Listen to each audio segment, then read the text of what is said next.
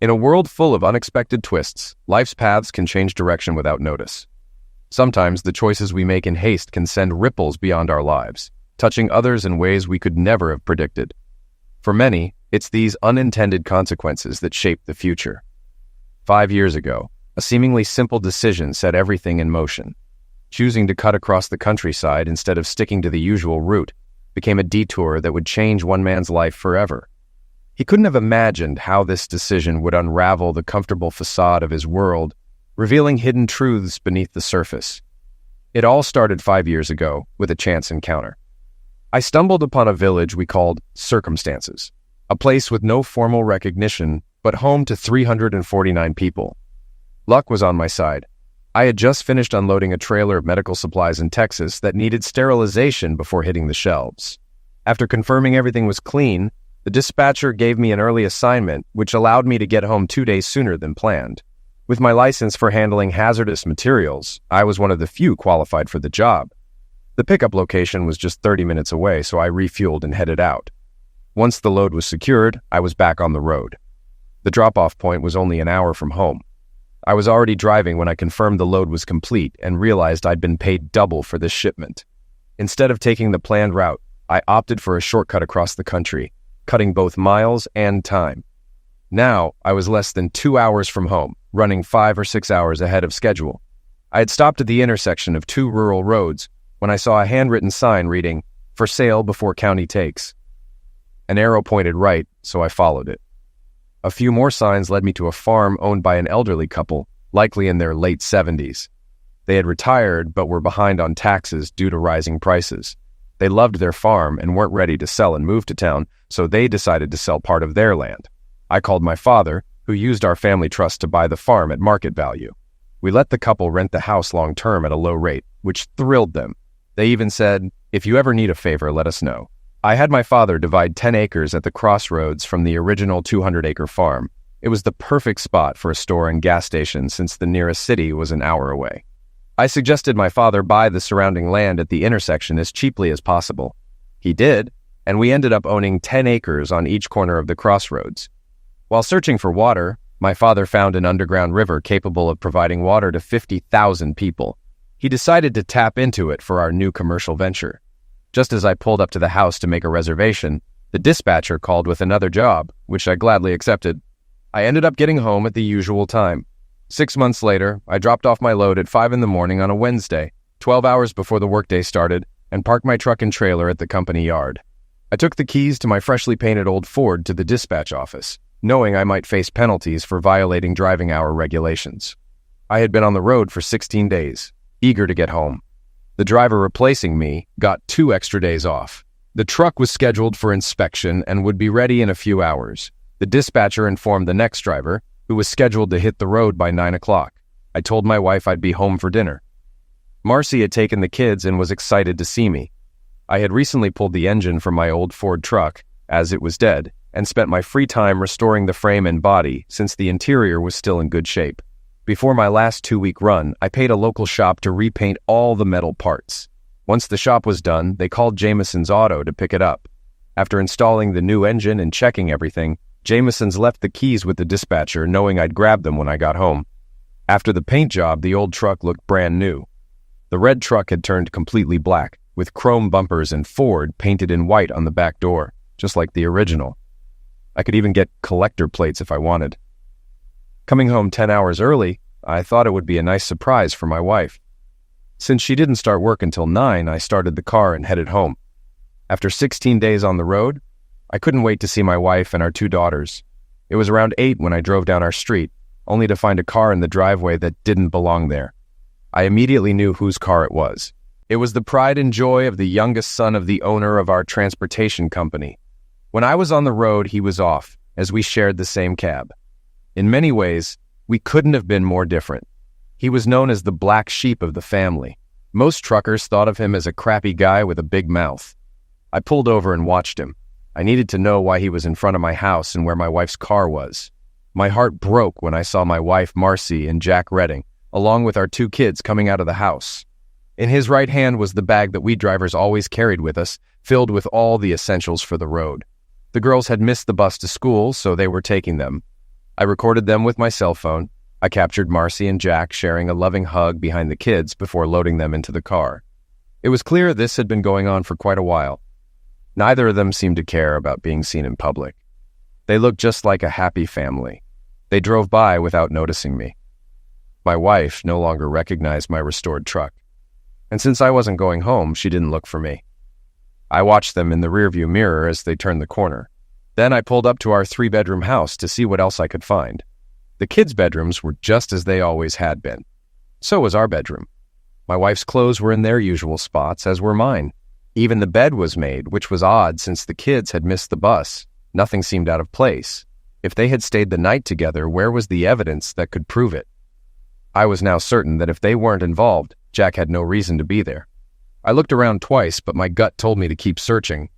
There wasn't anything unusual from the upstairs basement. The dishwasher was full of dirty dishes. Then I noticed a light under the door to the unfinished 3rd floor, which made me laugh. It shouldn't have been on. We had hung old curtains and kept them closed, using the space as an attic. I hadn't been up there in years. My first thought was that Marcy had forgotten to turn off the light. Curiosity got the best of me, and I needed to know why there was light under the door. As I climbed the stairs and opened the door, I was shocked to find that the entire floor was completely finished. The light came from a curtain someone had left open, which had always been closed when I was home. The strange part was that we could never even start the renovation because Marcy and I couldn't agree on how to use the space. Now I knew why. Why was this room done, and who was using it? It had its own bedroom, bigger than ours downstairs, with huge walk-in closets, a master bathroom, and a sitting area with its own TV and DVD player. On a small table were movies my wife would never watch or let me watch. When I turned on the TV and hit play on the DVD remote, a video started. I was stunned to see my wife with another man. Across the room on the coffee table was a handmade card that read, "We love you, Uncle Jake," signed by my 2 kids. My worst fear had come true. Not only was he her lover, but he was trying to take my kids and my family away from me. The bed was unmade, and there was a new set of dolls on the floor, meaning she had rushed out this morning. Looking through the closets, I found clothes that must have been his, as they were way too big for me. The other side had women's clothes I recognized as hers, including sensual evening gowns she had never worn for me. I had no doubt now, Marcy and Jack were lovers, and I began to realize there was a side to her I had never seen. It was clear that, to her, I had always been her second choice. What did my children know about this? I used my cell phone to record everything I found. I even took a picture of myself in his shirt, proving it was too big for me. I noticed a framed photo of him with his parents. I documented every detail. Then I stopped and saved the recording. I rewound the DVD and captured a frame that clearly showed Jack Redding, my boss's son.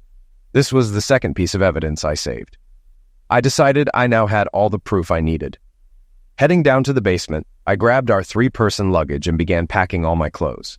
Eventually, I returned to the 3rd floor to retrieve the disc with the recorded video of them. I packed it in one of the suitcases. Once I was done, I set the bags by the front door, planning to come back for them later. There were a few more pressing matters to address. I called my father and asked, "How soon can we open the new store?" He replied, "We're already building it, with a 2nd floor for a 2-bedroom apartment. I'm searching for a regional manager to oversee things.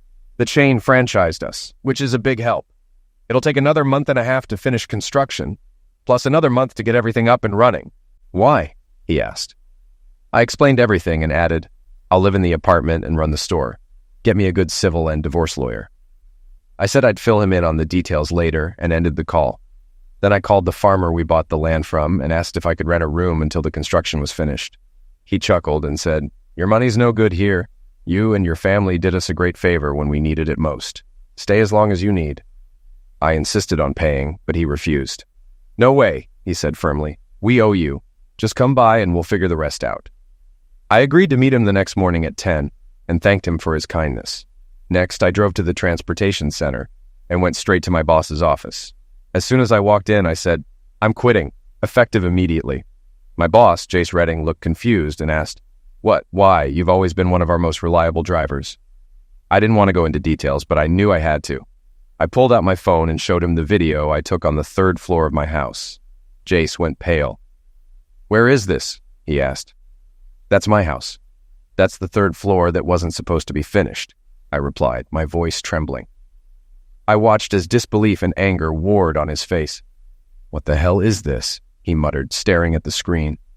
I hit play again, and this time the video showed his son, Jack Redding, with Marcy. Jace, a devout Christian, sat there, stunned. When the video ended, he put his head in his hands and muttered, "My God, that's disgusting."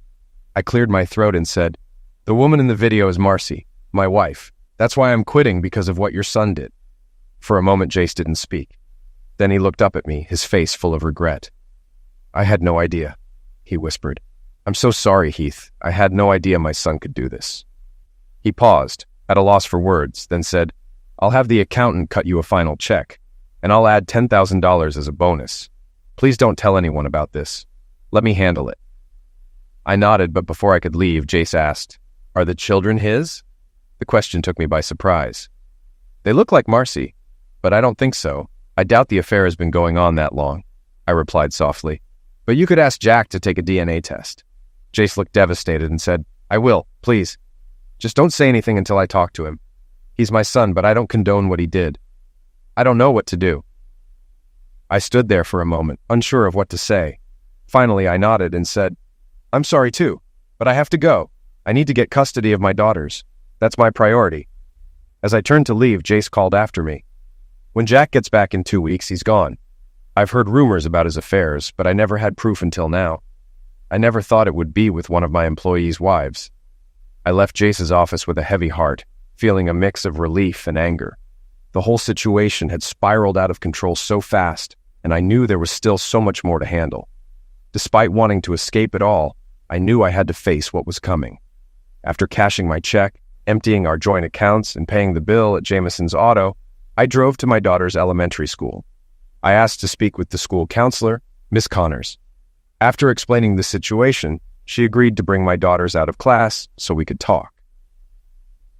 When they saw me, their faces lit up with excitement, but their joy quickly faded when they noticed how serious I was. I began, "Girls, I need to talk to you about something important." They looked at me confused. Miss Connors was about to leave, but I stopped her. "It's best if you stay," I said. "I don't want anyone thinking I'm manipulating this." Linda, my eldest, asked first, "What's going on, Dad?" Taking a deep breath, I said, "I want to know who Uncle Jack is and how long he's been staying with you." Linda and Lauren exchanged nervous glances before Linda answered. "He's a cousin of Mom's," she said cautiously. "He moved back here a few years ago." "How long has he been living in our house?" I asked. The girls hesitated. "He's been renting the upstairs apartment for 3 years, Lauren replied quietly. "Mom said it was a surprise for you.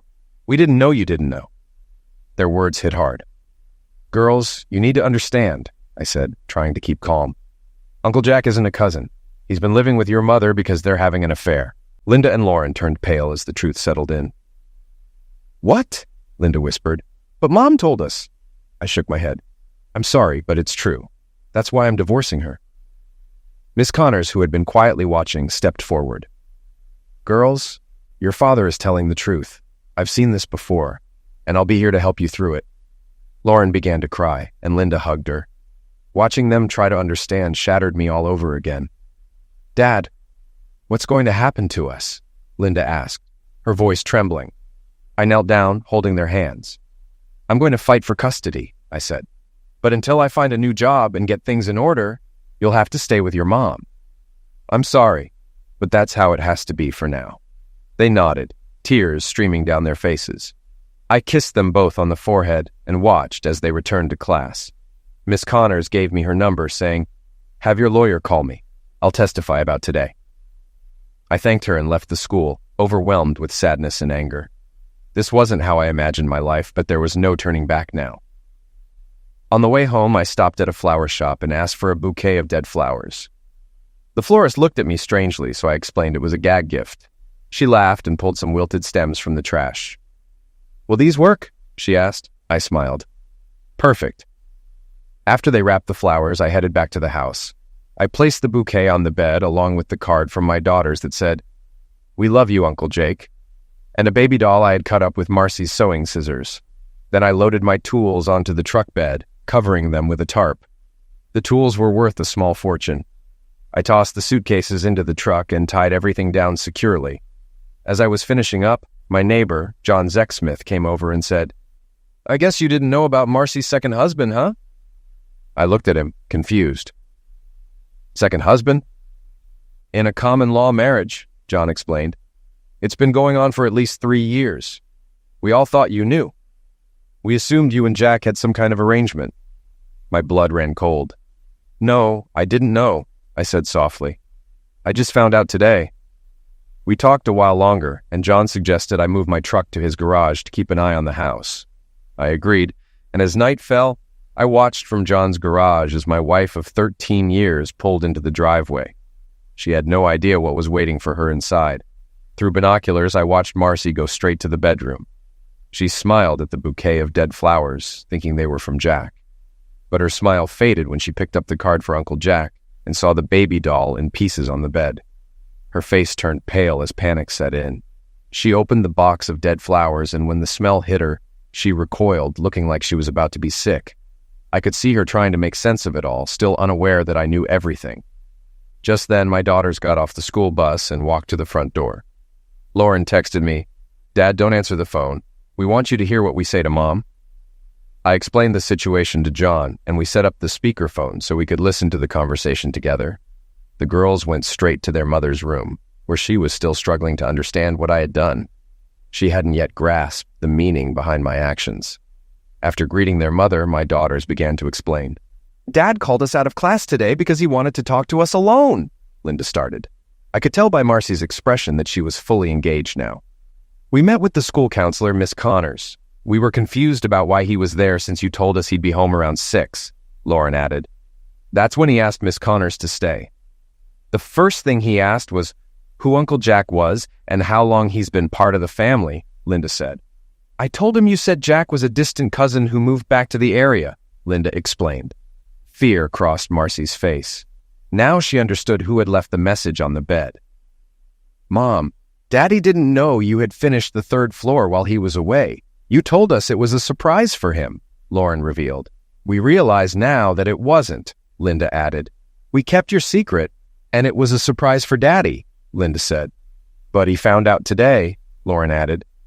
"Mom, you always told us not to lie, but now we realize that lying to the family seems to be okay for you." Tears started streaming down Marcy's face as the truth unfolded. "Dad didn't know Uncle Jack had been renting the 3rd floor for over 3 years, Linda stated. "We explained to him that you never slept in the bed you and Daddy shared when he was home. It was always made before you left for work, and we knew that wasn't normal," Lauren continued. Marcy's face turned white. Her daughters had unknowingly revealed her secret, and even the smallest detail, like the made bed, was exposing her. "We told Daddy that while we never saw you with Uncle Jack, we often saw you coming downstairs from the 3rd floor in the mornings when he wasn't home," Lauren said. "Dad said he's divorcing you because Jack isn't a cousin. He's your lover," Linda added. "He also told us that you and Jack have been using him for years to support Jack's lifestyle and that everything you built was for your needs, not the family's. He said his life with you was a lie," Linda said firmly. "Dad said we have to stay with you until he finds a new job because he quit today so he can fight for custody of us," Linda continued. "Miss Connors told us Daddy had no choice but to quit since the court wouldn't grant custody to a long-distance truck driver," Linda explained. "After that, we went back to class," Linda said softly. Marcy sat on the bed, tears pouring down her face. She knew everything the girls had said was true, and she couldn't deny it. Heath was making the right moves, preparing for the inevitable battle. As a social worker, Marcy knew exactly what the state would be evaluating when the court ordered a family assessment. "We ended up breaking down, and the counselor had to take us out of class for the rest of the day," Linda continued quietly. "She talked with us for a while to calm us down," Lauren added. "We also learned that sleeping with someone else while you're married is called infidelity, Mom," Lauren said bluntly. "Miss Connors said it's the biggest betrayal in a marriage," Linda added. "You don't seem bothered by it, or we wouldn't be talking about this." "Miss Connors also wondered why you thought you could live such a long life with 2 husbands," Lauren said. "I don't have 2 husbands," Marcy whispered to herself as if trying to convince herself. "I have one, Heath, and a lover." "But that's not how everyone else sees it, Mom," Linda shot back sharply. Heath had decided that his pride wouldn't allow him to do anything but file for divorce. To him, Marcy had used him for years, and his daughters had seen through it. "Lauren and I talked about what you did, Mom," Linda said, her voice shaking. "We think you must have hated not just Daddy, but us too. That's the only way we can understand why you've been doing this for so long." "Miss Connors said that if you loved our father, you never would have done this to him," Lauren added, her voice trembling. Marcy was sobbing uncontrollably now, her body shaking. She had never imagined her daughters would learn the truth this way and confront her so harshly. "Before we got on the bus, Miss Connors asked if we were okay," Linda said. "She offered to take us home, but I told her we needed time to talk. Miss Connors also said she would testify in court about what she heard today, if necessary. She's seen too many families fall apart because of lies," Lauren added. "We whispered a lot to each other on the bus ride home," Linda said. "We made some decisions." Marcy buried her face in her hands, unable to stop crying. "Mom, we're 12 years old, but in a year we'll be old enough to decide who we want to live with," Lauren said firmly. "Miss Connors explained that when we turn 13, we can choose." "We've decided to live with Dad," Linda said resolutely. "We'll call Grandma and ask her to take us in," Lauren continued. "I'm sure she and Grandpa will let us stay with them until Dad has everything sorted out. That way you and Jack can have the house to yourselves," Lauren finished, standing up. "Come on, Linda. Let's call Grandma and pack our things," Lauren said, pulling her sister along. Before they left, Linda turned back to her mother with one final question. "Mom, are you trying to get us close to Uncle Jack so we'll accept him as your second husband?" Linda asked pointedly. "Because that's exactly how it feels." Marcy was devastated, unable to respond as her daughters exposed the truth. All she could do was watch as they went downstairs to call their grandmother. Her daughters had inherited their father's clarity. They saw the situation for what it was and made their conclusions without hesitation. I sent Marcy a text. "What you found on the bed was my doing. Let your common-law husband know I'll be suing him for joint custody of you and the children." Through binoculars, I saw the realization hit her, that if I took her lies and secret lifestyle to court, she would lose all rights to our daughters. Marcy understood she was defeated, with no happy ending in sight. If I sued and exposed Jack, it would ruin them both. John and I timed it. Less than 5 minutes later, my in-laws arrived. John opened the front door so we could hear the conversation. The voices were so loud they sounded like screams. My mother-in-law scolded Marcy as she took the girls out of the house. But it was my father-in-law who put things into perspective. "Since you've cut Heath out, once things settle with Jack, you'll be looking for another long-distance driver to replace him," my father-in-law said angrily. "Jack has already shown he thinks so little of you that he lets you share yourself with others. Your behavior makes it clear that one man will never be enough for you." John and I could see Marcy was crushed by her father's words, crying so hard she couldn't speak. "We'll contact Child Services tomorrow to figure out the next steps," said Marcy's mother. "Our granddaughters called us and explained why they wanted to leave. I'm proud of them. Clearly someone raised them right, and unfortunately it wasn't you." John closed the door, grabbed a couple of beers, and we sat down in the kitchen. "Your daughters see things for what they are, Heath. You should be proud," John said. "To be honest, when the construction crew was working, Marcy told us you were renting out the 3rd floor for extra income. I never questioned it because you didn't need the money. I remodeled the house from the 1st floor up. She's been deceiving us from day one. Jack and she planned everything," I explained. "So where did the money come from?" John asked. "We haven't received any rent. My guess is Jack used his trust fund to pay for it," I replied. I took out my phone and sent a text to Marcy. "John, let me know when you find Marcy. I have a message I need to send, and I want to know what her response will be." A few minutes later, John said, "I found her. She's in the bedroom, and she seems calmer now." "I sent the message," I said. It was short. The text read, "Hey ho, just a heads up. Jace Redding wants to know if Linda and Lauren are mine or Jack's. He's planning to sue to find out." "Oh my God, she's lost it," John said. "She threw the phone at the wall. Now she's lying face down on the bed, crying hysterically." John walked back to the kitchen with a smile. "What did you say to her?" "I just asked if Jace and I needed to know if Linda and Lauren were Jack's or mine," I replied. "Jace told me rumors had been circulating for years that his son was having an affair with a married woman, so I asked a question that everyone wants answered." John's face turned pale. He knew Jace's reputation. Jace would go to the Supreme Court if he had to get the truth. After half an hour, I asked John to check on Marcy again. She was sitting on the couch in the living room. I sent her a 5-minute clip of her with Jack taken from the TV. It showed everything, ending with Jack's face. The message read, "Who filmed this?" I followed up with a note saying I had picked up the CD, and maybe I'd find out once I watched it. John checked on her again and said, "Marcy's in a bad way. I don't know what you sent, but she threw up all over the living room carpet." By 5 a.m., John had sent out the message I'd written the day before to all of our contacts, friends and enemies alike. The message read, "This is what I showed Jace Redding when he asked why I had to leave." The second video, filmed in the same room as the bedroom, had been recorded with someone else's help. Neighbors openly said Jack Redding was Marcy's second husband. Marcy had even told them I agreed to this arrangement. That was a lie. I'd only found out yesterday and planned to file for divorce and sue Jack. It wasn't a good start to the day for most people. I pulled into a truck stop just outside of town, ordered a trucker's breakfast, and sat down to eat. From my booth, I could see my truck parked outside. "I'm sorry, Heath. No man deserves what you went through," said Maureen's younger sister, Marcy. "Mind if I join you?" I nodded, and Maureen sat down across from me as I sipped my hot coffee slowly. "Mom and Dad filled me in last night. The girls told them everything once they got home. We were all shocked," Maureen explained.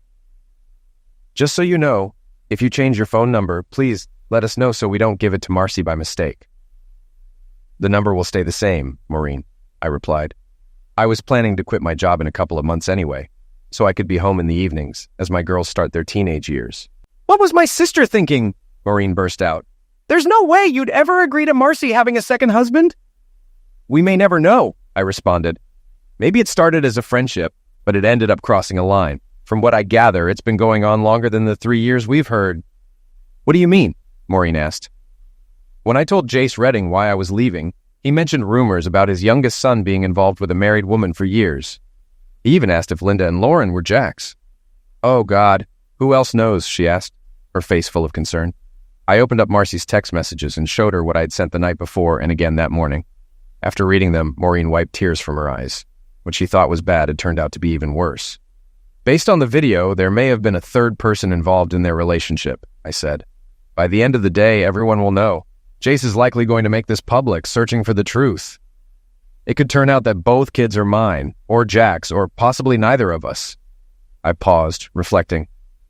Now I'm wondering if the person who shot the video was a man or a woman. Maureen noticed the tears in my eyes and stood up, taking my hand. We didn't say a word until the waitress came to take our order, and I eventually let go of Maureen's hand to eat. Heath and Marcy had married at 19. She was the youngest bridesmaid, and even back then, she was in love with him. To her, Heath was handsome and admirable, and even now, she felt the same. Heath worked as a long-distance trucker to support her while she pursued her university degree. When she graduated, she had multiple job offers, but she chose the one in her hometown. Maureen realized it was because of Jack, her first love, whom their parents had never approved of. Maureen observed Heath closely, sensing he couldn't fully process everything yet. Still, whenever Heath was home, he dedicated much of his free time to the family. Maureen had always admired Heath. He was honest, treated her as an equal, and had always been there when she needed advice. Heath had a way of turning big problems into manageable ones, and it wasn't hard for Maureen to fall in love with him.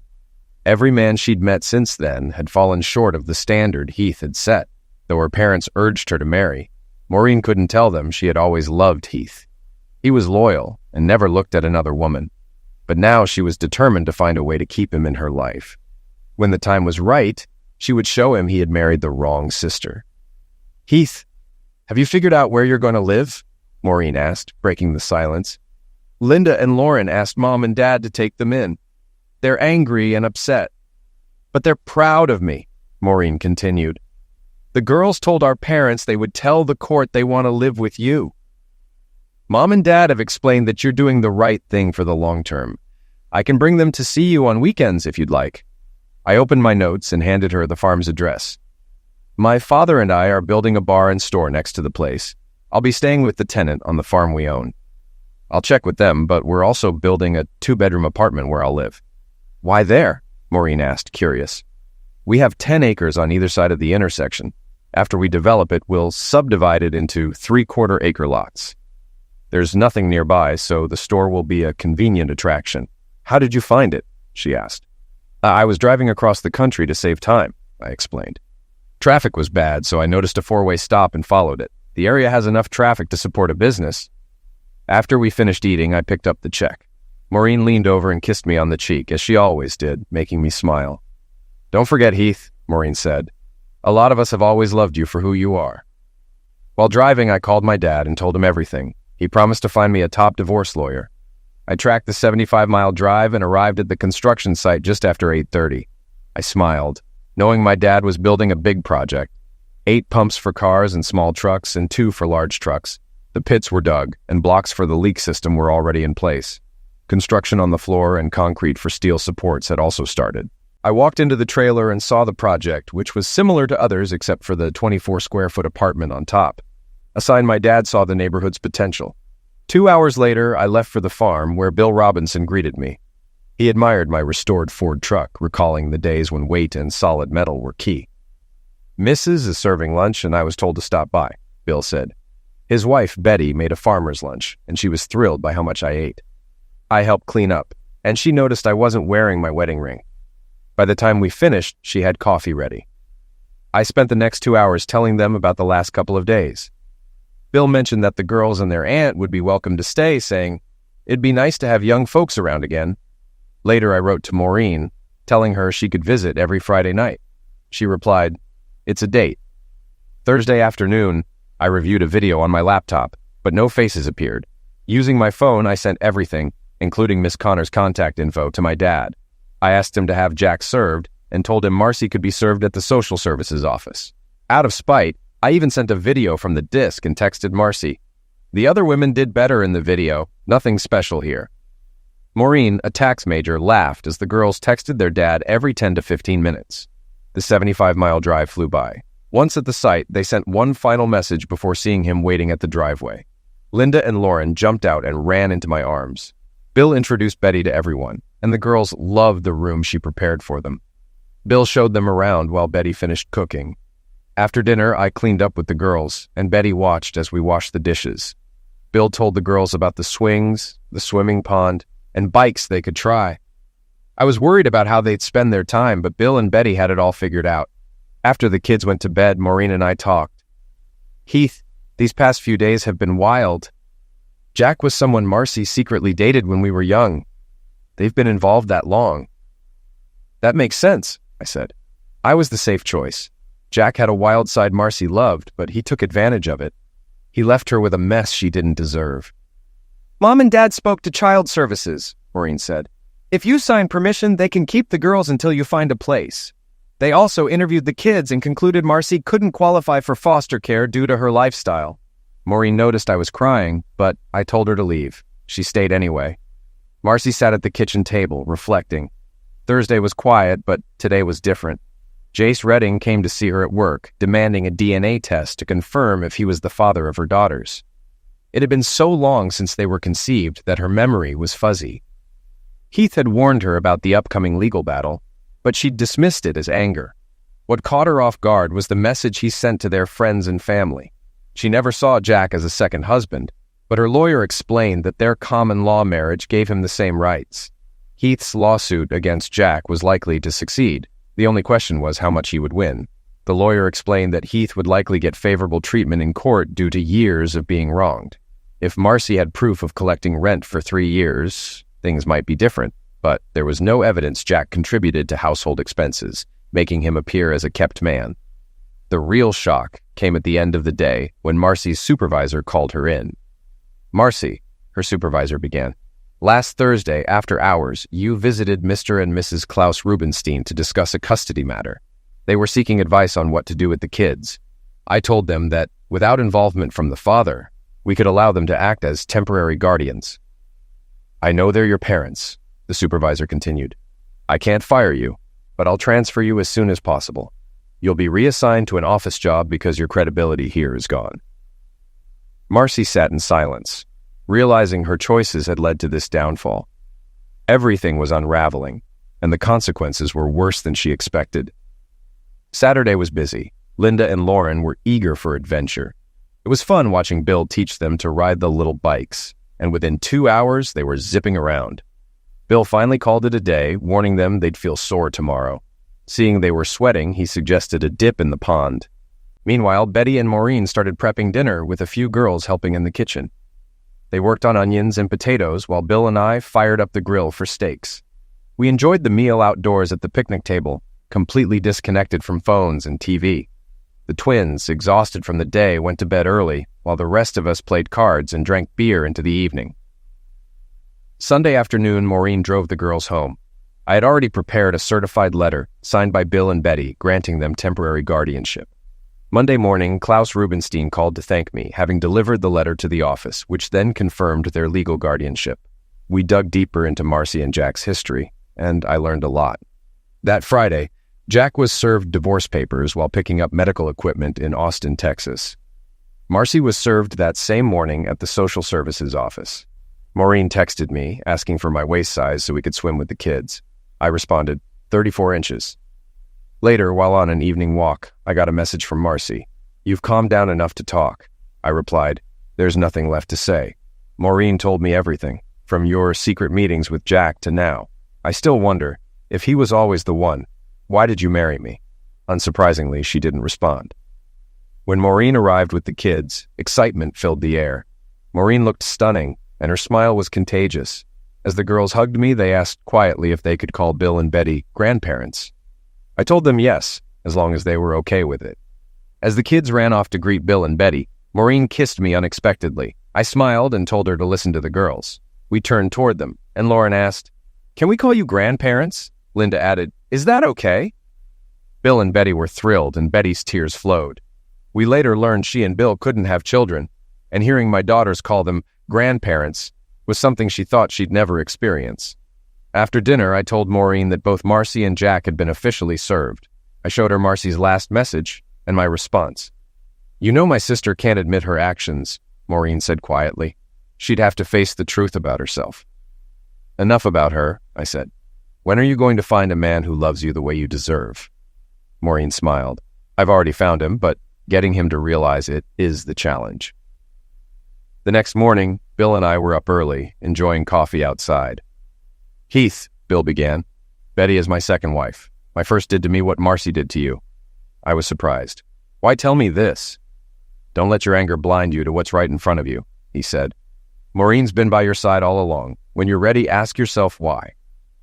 I started to understand. Could Maureen want more than friendship? "Bill, how did you know Betty was interested in you?" I asked. He chuckled. "A cast iron skillet. She caught a girl flirting with me and didn't like it. We didn't have kids, so we fostered children for a while." Our conversation ended as the family woke up. The twins spent hours on the motorcycles before Bill called for a break. "Enough, girls. Take a swim in the pond." Betty and Maureen brought out chairs, and we watched as the girls played with a beach ball in the water. Later, as we headed inside, Betty grinned at Maureen. "Things are working out the way you hoped?" Maureen blushed. "Not yet, but I'm working on it," she replied with a wink. Bill laughed, telling the twins the story of how he and Betty met. After dinner, the twins went to bed early, worn out from the day. I relaxed on the porch swing when Maureen joined me. Without a word, I put my arm around her, and she leaned in. "Mom figured it out," Maureen said softly. "Figured what out?" I asked. "That I'm happier than I've been in years. I couldn't hide it when I took the twins home." How did she take it? She asked if something was happening between us. I told her not yet, but then she asked how long I've been in love with you. "How long?" "Since the summer you married Marcy," she admitted quietly. "That long?" I was shocked. "And I never noticed." "I expected a lecture," Maureen continued. "But instead, she said if it works out, she'll get Dad on board." I smiled. "Seems like your mom's rooting for you." Maureen laughed. "She's thankful her sister threw my dad out every day." On Sunday, I kissed Maureen goodbye. As I was leaving, Lauren and Linda whispered, and then Lauren spoke up. "Dad, Aunt Maureen has loved you for years," she said. Linda added, "It took what Mom did for you to realize it." I was stunned by their insight. As Maureen drove away, I stood there thinking about their words. Bill came up beside me. "Let's take a walk," he said. We crossed a small bridge to a beautiful piece of land. Bill gestured toward it. "This would be the perfect spot for a house. Lauren and Linda could come whenever they wanted, maybe even ride horses." I raised an eyebrow. "Whose idea was that?" "Betty's and Maureen's," Bill chuckled. "They'll pitch it to you next week." Early Monday morning, I got a call from Klaus Rubenstein. Jace Redding had obtained a court order for DNA testing on Linda and Lauren. Klaus was shocked when I explained the paternity issue. He had assumed Marcy had just been with Jack for the past 3 years. Jace, enraged after learning the truth, confronted his daughter at social services, telling her, "As far as I'm concerned, you're dead to me." Later, my mother-in-law informed me that Miss Connor had given a notarized statement for my attorney and that Jack would be back in town on Wednesday. She suggested I stay with them, but I decided to stay with John Zexsmith instead. Bill offered me his car to stay incognito, and I lent him my truck for the day. Tuesday evening, I arrived at John's house, and he handed me binoculars, revealing that Jack's older brother had been regularly visiting Marcy's house.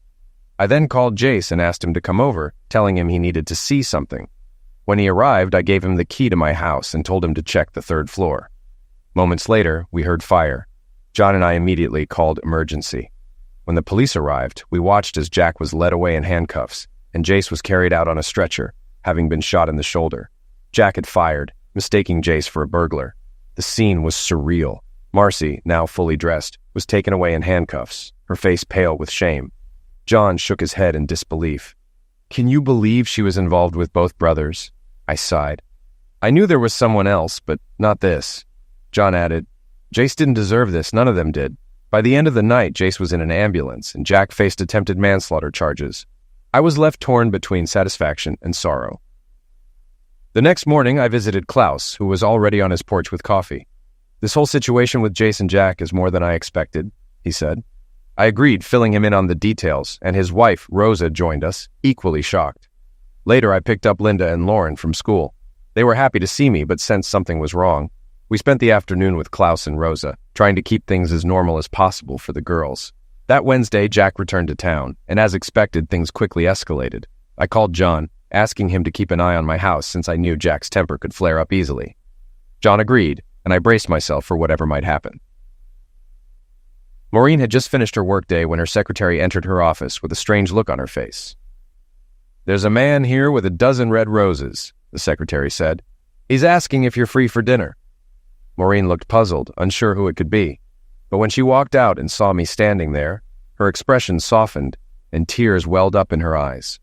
In that moment, we both knew that everything between us was about to change. We went to dinner at Outback Steakhouse.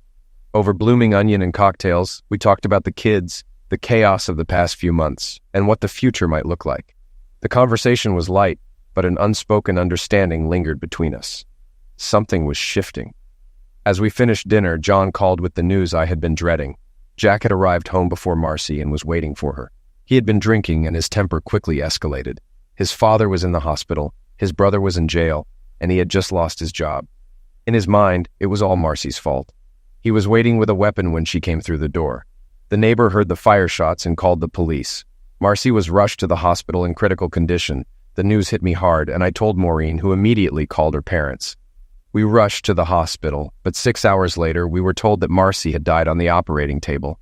The internal bleeding was too severe, and the doctors couldn't save her. Breaking the news to Linda and Lauren was the hardest thing I've ever done. Klaus and I agreed to keep the casket closed for the funeral. The girls were heartbroken, and it was clear how much the loss weighed on them. As we stood watching the burial, Klaus pulled me aside. "Heathen, there is no relationship between Jace Redding and the girls," he said gently. "But more importantly, how long has Maureen been in love with you?" I was caught off guard. "According to your wife, since the summer Marcy and I got married," I replied. Klaus smiled softly. "Did she also tell you her sister left me over 35 years ago? I'm grateful for that every single day. If things work out with you and Maureen, you have my full support." It was at that moment that I began to see the light at the end of the tunnel. It wasn't the end of my life, but the beginning of something new. The weight of the past still lingered, but I felt lighter, knowing there was a future worth rebuilding. 5 years have passed since then. I watch Linda and Lauren wait for the bus every morning, their faces bright and full of life. Maureen, now my wife, is busy with our 2 preschoolers. Bill and Betty have become their honorary grandparents, and the gas station and store Bill and I built have become the heart of our little village. The business flourished, and we even got our own post office. On warm days, I walk to work from the house we built by the pond. Jace Redding and his wife often visit. his oldest son's ex-wife, lives in the village with their kids, and they've become part of our extended family. Jack was sentenced to 10 to 25 years for involuntary manslaughter. Jason eventually had his sentence reduced to a misdemeanor. Although the scars remain, life has moved on. As for the name of our village, it came from a sign Bill made that read, "We're all here because of circumstances," which he posted at the four corners of the intersection where the town began. The name stuck, and that's how our little village was born, out of the wreckage of the past, but filled with hope for what lies ahead.